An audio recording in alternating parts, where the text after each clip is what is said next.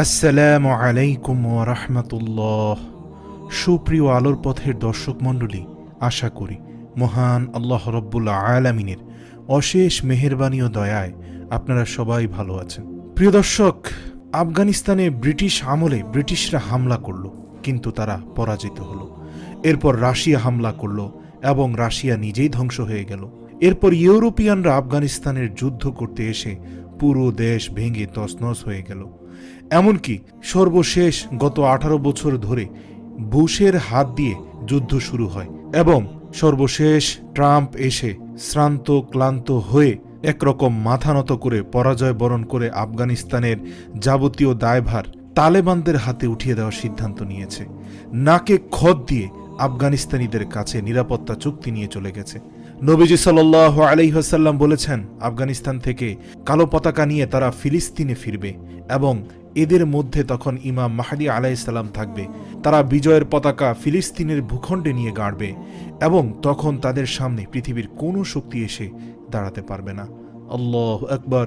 এরা ফিলিস্তিনে যখন নিজেদের খেলাপথ তৈরি করবে, তখন সেখান থেকে ভারত যাওয়ার জন্য বাহিনীদের পাঠাবে। ওই বাহিনী হিন্দুস্তানের সব রাজবর্গকে লোহার শিকলে বন্দী করে ফিলিস্তিনে নিয়ে যাবে। তারা সেখানে গিয়ে দেখবেন ততক্ষণে ঈসা আলাইহিস সালাম দুনিয়াতে নেমে এসেছে।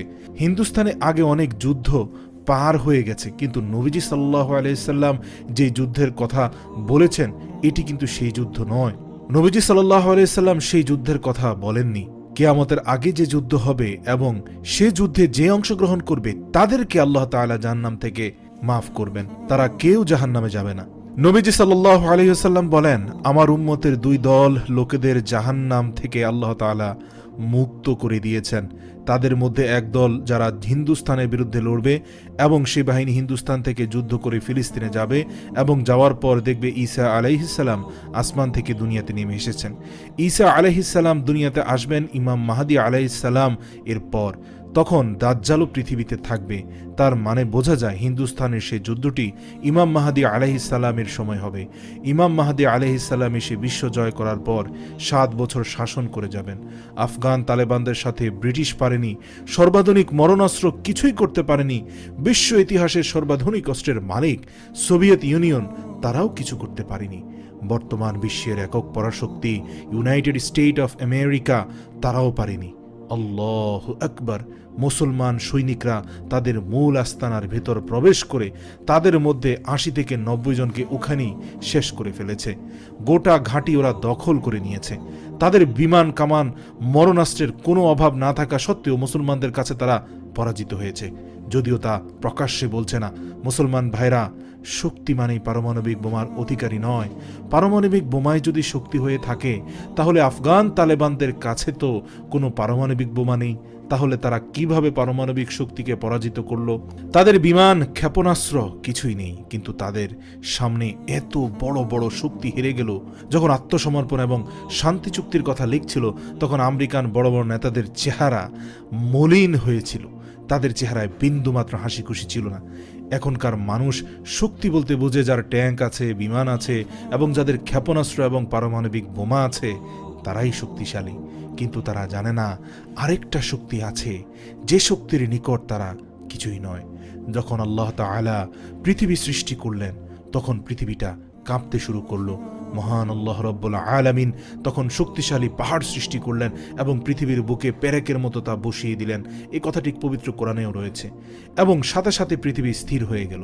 যেমন একটি কাঠের উপর আরেকটি কাঠ বসানো হয়, তখন কিন্তু সেই কাঠটি নড়াচড়া করবে, কিন্তু যখন উক্ত কাঠের উপর পেরেক মেরে দেওয়া হবে, তখন কিন্তু কাঠ আর নড়াচড়া করবে না। আল্লাহ তাআলা বলেন, আমি পাহাড়গুলোকে পৃথিবীতে পেরেক হিসেবে সৃষ্টি করেছি। যখন আল্লাহ তাআলা পৃথিবী সৃষ্টির পর, পৃথিবী কাঁপতে শুরু করার পর, তখন পেরেক হিসেবে পাহাড় সৃষ্টি করা হলো। তখন ফেরেশতারা পাহাড়ের শক্তি দেখে বিস্ময়ে অভিভূত হলো যে এই রকম শক্তি পাহাড়ের মধ্যে। তখন ফেরেশতারা প্রশ্ন করল, হে রব্বুল আলামিন, আপনার সৃষ্টি জগতের মধ্যে পাহাড়ের চেয়েও শক্তিশালী ও কঠিন কোনো সৃষ্টি আছে কি? আল্লাহ বললেন, হ্যাঁ আছে, তা হলো লোহা। পাহাড় যত শক্তিশালী হোক না কেন, লোহার কোড়াল, কোদাল, বর্তমান আধুনিক এক্সকেভেটর লোহা দিয়ে তৈরি, তা দিয়ে পাহাড় কেটে কেটে মাটির সাথে মিশিয়ে দেওয়া যায়। আল হাদিদ, মহান আল্লাহ রাব্বুল আলামিন এই লোহা নিয়ে তথা আল হাদিদ একটি সূরা পর্যন্ত পবিত্র কোরআনে নাজিল করেছেন। অর্থ লোহা এটি আমাদের সৃষ্টি জগতের সবচেয়ে কঠিন শক্তিশালী। এরপর ফেরেশতারা প্রশ্ন করলেন, আপনার সৃষ্টির মধ্যে লোহা ছাড়া আর কোনো শক্তিশালী সৃষ্টি আছে কিনা?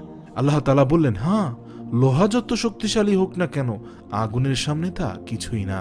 এইবার ফেরেশতারা প্রশ্ন করলেন, হে আল্লাহ, আমরা তো জানি আগুন দ্বারা লোহাও গলিয়ে দেয়া যায়, আমরা জানতে চাই আগুন শক্তিশালী তা বুঝলাম, কিন্তু আপনার সৃষ্টির মধ্যে আগুনের চেয়েও বেশি শক্তিশালী আর কিছু আছে কিনা? আল্লাহ তাআলা বললেন, হ্যাঁ, সহজ উত্তর, সেটি হলো পানি। আগুন যতই উত্তপ্ত এবং যতই শক্তিশালী অধিকারী হোক না কেন পানির সামনে আগুন কিছুই না। পানি মারা মাত্র আগুন নিভে যায়। এবার ফেরেশতারা প্রশ্ন করল, হে রব্বুল আলামিন, আমাদের জানার শেষ নাই, আমরা আরো জানতে চাই আপনার সৃষ্টির মধ্যে পানির থেকেও সুপার পাওয়ার আর কিছু আছে কিনা? আল্লাহ তাআলা বললেন, হ্যাঁ আছে, এবং তা হলো বাতাস। কারণ সাগর যতই দীর্ঘ হোক, যখন সাইক্লোন, টর্নেডো, ঘূর্ণিঝড় আসে, তখন বাতাসের ক্ষমতায় সকল পানি স্থলে জলে ছড়িয়ে ছিটিয়ে থাকে। বাতাস যেদিকে তাকে ধাক্কা মারে, পানি সেই দিকে গিয়ে আছড়ে পড়ে। তার মানে বোঝা গেল, পাহাড় থেকে, লোহা থেকে, আগুন থেকে, পানি থেকে সবচেয়ে শক্তিশালী হলো বাতাস। এবার ফেরেশতারা বললেন, রব্বুল আলামিন, আমাদের জানার শেষ নেই, আমরা আরো জানতে চাই।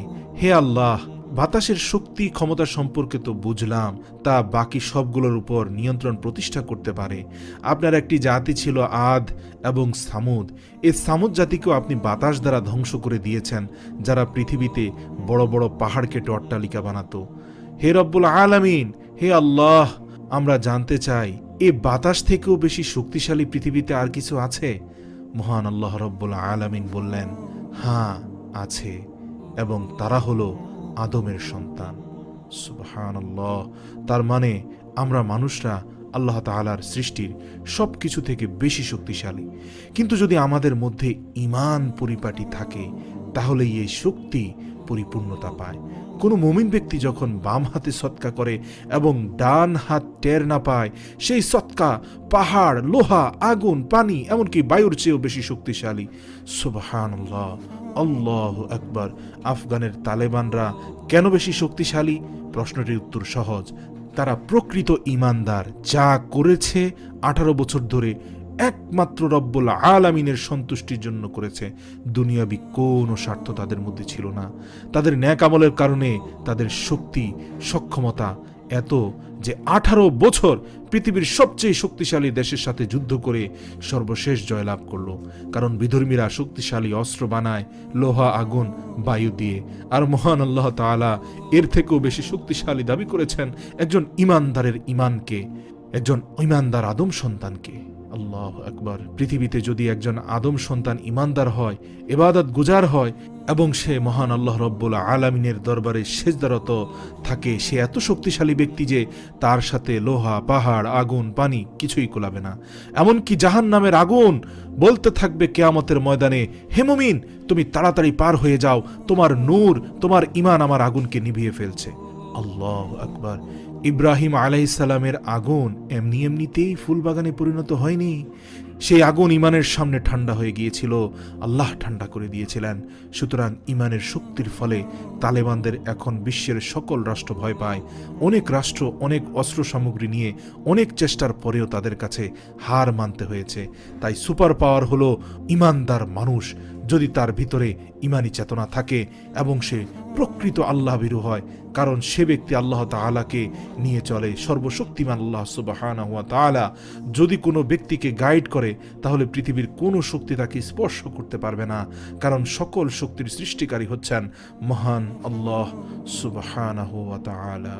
তাই প্রকৃত ঈমানদার কোনো কিছুকে ভয় পায় না, হোক সে মহামারী করোনা ভাইরাস, হোক সে বিজাতিদের ষড়যন্ত্র চক্রান্ত। তার কাছে ট্যাঙ্ক, বোমা, কামান, পারমাণবিক বোমা কোনো কিছুই তার কাছে কিছুই নয়। সে এগুলোকে শক্তিও মনে করে না। কারণ শক্তির উৎস মানে এই নয় যে আপনার কাছে কতগুলো পারমাণবিক বোমা আছে, কতগুলো ট্যাঙ্ক আছে, কতগুলো সাজোয়া যান আছে, কত বেশি মিলিটারি পার্সোনেল আছে।